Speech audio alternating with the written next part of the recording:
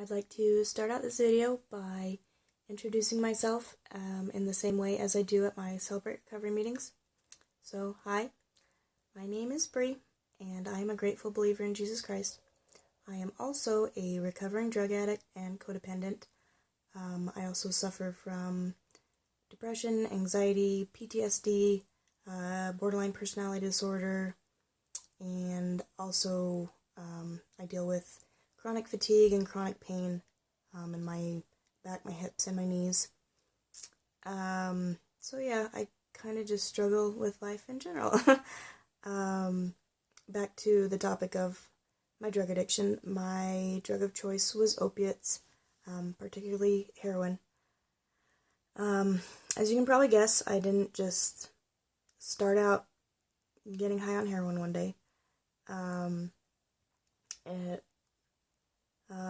all kind of started when I was prescribed narcotic painkillers for my back pain.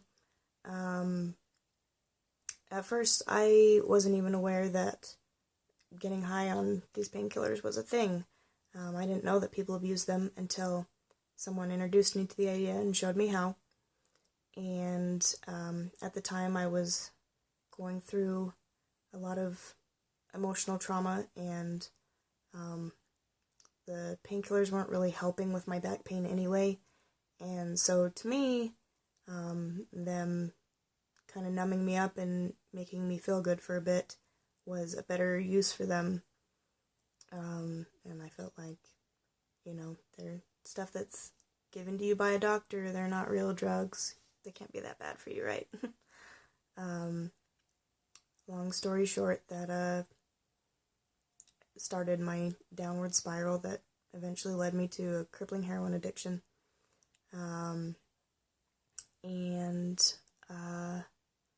When I finally decided that I wanted to get clean, it was really hard to do. Not only are opiates really, really psychologically addictive, but they're very physically addictive as well. Your body gets addicted to them, and if you don't have them for a certain amount of time, which can be just a day or even hours, you get really sick, and the pain of withdrawal, the agony of it, the magnitude of it is it's hard to describe or understand until you've been through it yourself. It's awful. Your whole body hurts, your bones and your muscles and your skin hurts. I think that's the very worst thing. Any touch or change in temperature, it just is agonizing, and you get like chills, hot and cold and sweaty, like shaky, and get involuntary twitches and tremors. You get restless legs and diarrhea and vomiting and all sorts of really not fun stuff. And emotionally, it's a complete nightmare trying to get your brain used to being off opiates. And this can actually, it doesn't just happen to you with hard drugs. If you're taking prescription painkillers or anti-anxiety, antidepressants, and other things, you can experience these same kind of withdrawal symptoms as well. So September 1st, 2012 was my first day off of heroin, but in order to get clean and to keep from having withdrawals, because I was really afraid of the withdrawals, I decided to get on Suboxone. And you get on that through a doctor, and basically what it is, it's kind of another type of opiate. It affects your brain in the same way, but you don't get high, and as long as you're using it every day anyway. And it blocks you from getting high on other kind of opiates. And I was told that eventually I could start lowering my dosage and weaning down, and once I weaned down to a small enough dosage, I could get off of it and I wouldn't have withdrawals, and that would be that. Unfortunately, that wasn't true.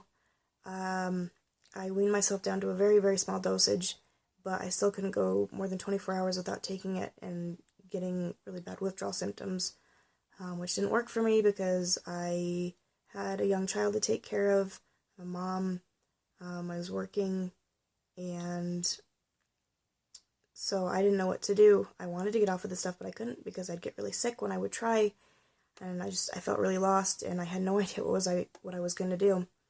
Luckily, about a year ago this time is when I started attending Celebrate Recovery, and my resolve to get off Suboxone grew. I also discovered Kratom. I started doing research on it and found out that it can help with opiate withdrawals.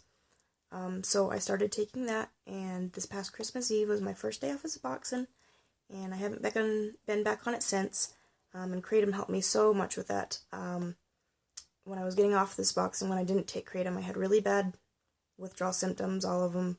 When I did take the Kratom, it took care of about 90% of my withdrawal symptoms, which was awesome. I could work and take care of my child. And the withdrawals lasted for over a month, between 5 and 6 weeks, I'd say. And I don't know what I would have done without Kratom in that time. And afterwards, after the physical symptoms of withdrawal were done, I went into a really deep depression and was having major anxiety, which is also just a part of getting off of opiates. And Kratom also helped me with that.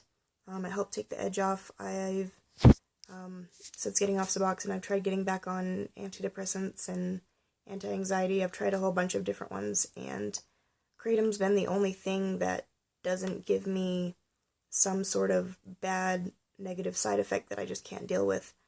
I've been off the Suboxone for over 8 months now, and I still continue to take Kratom to help with my pain and fatigue and my mental health issues. My back pain has lessened more than it has ever been.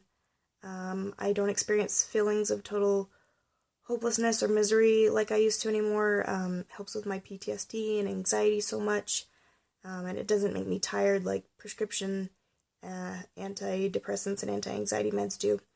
Kratom's a lifesaver. I'm so grateful for it. The thought of it being made illegal is just sickening and heartbreaking to me.